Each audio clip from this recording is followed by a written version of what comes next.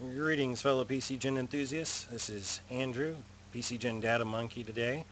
We're going to be going over some archetypes and how to actually include them in your homebrew. The request was how to make your own archetypes. So I've gone ahead and opened up in my PCGen folder. Once again, remember your PCGen version, your data, and in your homebrew. If you have it. If you're using the latest version, then you'd go into either the 3.5 or the Pathfinder.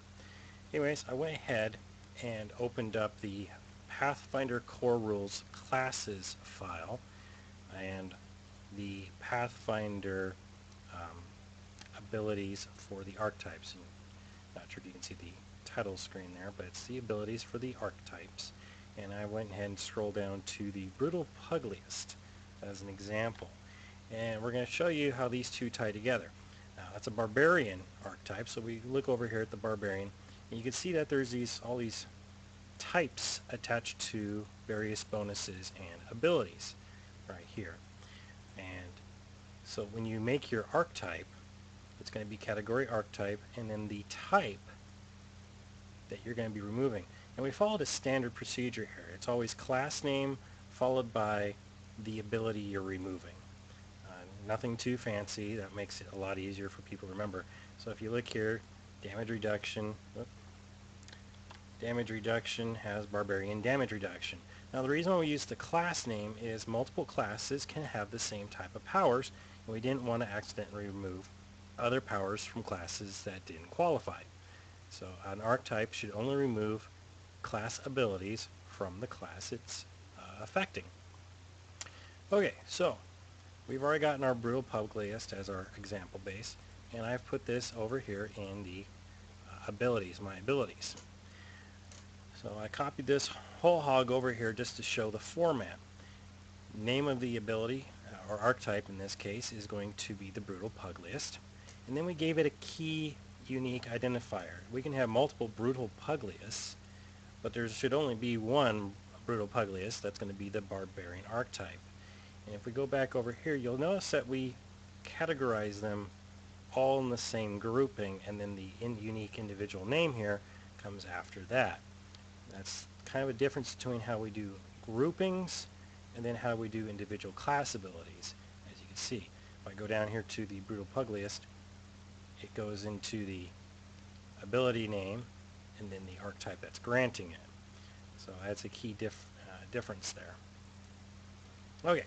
So tying this all together, the Brutal Pugliest is going to be the name of the archetype. We got our group, so we know this is going to be a barbarian archetype. It's in the category of archetype here. I'm not sure you can see that here. I'll take off the comment, hashtag. Remember, if it's a hashtag before it, it's a comment line, and PCGen will ignore it. We give it the type archetype, and then we designate the class. This is a barbarian archetype. This is actually very important. This will differentiate whether it's going to show up in the barbarian section, a cleric section, or any other class we've defined. And then here's those types we were talking about earlier. The barbarian uncanny dodge. Go back over here to the classes base. We find that the barbarian uncanny dodge is somewhere around here. I actually have to go into the uncanny. There we are. The barbarian uncanny dodge. You can see these two light up. This defines the level here. Let's see, going back to the abilities, Barbarian Trap Sense and the Barbarian Improved Uncanny Dodge. So that tells us that we're going to lose those three abilities. Now to prevent other classes from taking this, we put the pre-class Barbarian level 1 on there. Now I'm going to bring this down here so you can see this. This is our little cheat technique to prevent this from turning red when you take it. That way we don't confuse the end user here. And we use that pre-molt, and we have one qualifier. So it's either going to be this qualifier right here. It says you're allowed to have this ability, and we notice that we're using the Barbarian archetype Brutal Pugliest, which matches the key name. Remember, we go by key names whenever we're referencing. If the key is absent, it defaults to this first name. So when you add the key name, you need to reference it by this name here. Pressing onward, how we prevent other archetypes from being taken that are similar in nature. We put on a pre-ability, one qualification, category of archetype. So it's going to look at any of the other archetypes, for example, any of these right here, because they are all category archetype, and any of them that have these that match will not be allowed. So it's telling PCGen if anything has a Barbarian Uncanny Dodge, Trap Sense, or Improved Uncanny Dodge, do not allow it. Pressing on, we put in the description of the archetype there. And it's pretty much going to be self-explanatory. You just put in the information there. Now we have the abilities that are replacing. So as we go along here, you have the ability call, special ability, because we do want these to appear. Automatic is one of the natures. And then we have the Savage Grapple, which is for the Brutal Pugliest. And then we place a pre-class tag on there to tell PCGen when to grant the ability. So at Barbarian level 2, they will get the Savage Grapple. Then we go on here, it's another tag. Same thing, ability tag, grant the Pit Fighter when the Barbarian is level 3. And then we're going to give the improved Savage Grapple when the Barbarian reaches level 5. Now here's the most important thing for any archetype.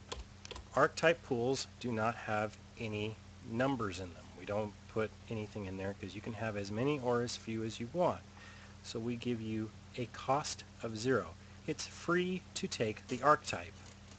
So if you have no cost, it defaults to 1. And you'll never be able to take your archetype unless you put a 1 in your pool. So you want your cost to be 0. So you can take any archetypes you want, and you won't have the to-do summary yelling at you every time you load up your character. And then we put in the page reference number to where your archetype is. Now, it should be pretty easy from this point forward to enter your own abilities. We'll go ahead and show you the abilities here for the Brutal Pugliest. Pretty simple. I'll even copy these over and bring them over here so you can see them. The name that's going to display.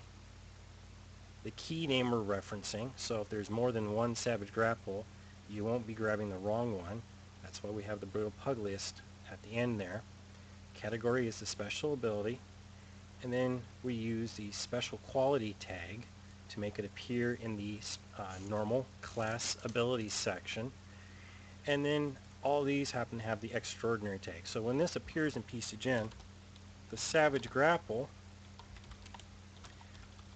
will appear with the extraordinary little tag right after. You don't have to add that in.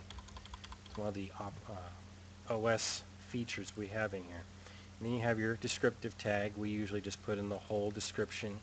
That way if something's not working, someone will flag us down and we'll enter it in. And then we put the source page. So nothing too exciting right here. Abilities are pretty easy once you understand how they work. So once again, the name of your archetype. You want to group it with a unique key. Make sure your archetypes are in the category of archetype. And then the first two are the important ones. Tell it is an archetype. That's for display purposes. And the second one is the class archetype. Which class does this qualify for? And then anything coming after that is the abilities that you are removing from the original class. And you will find these, once again, by looking at the classes file where the ability calls are. So once again, you're going to look here, find your types, and those are the types that have been established. Try not to make up new ones because they won't work unless you're going to actually go in here and put in your own types. Okay. So that is how to create an archetype in PCGen. Archetypes, once again, are abilities. So you just put all your archetypes in an ability file like I've got right here, and you should be good to go. All right, tune in next time for another how-to lesson with me.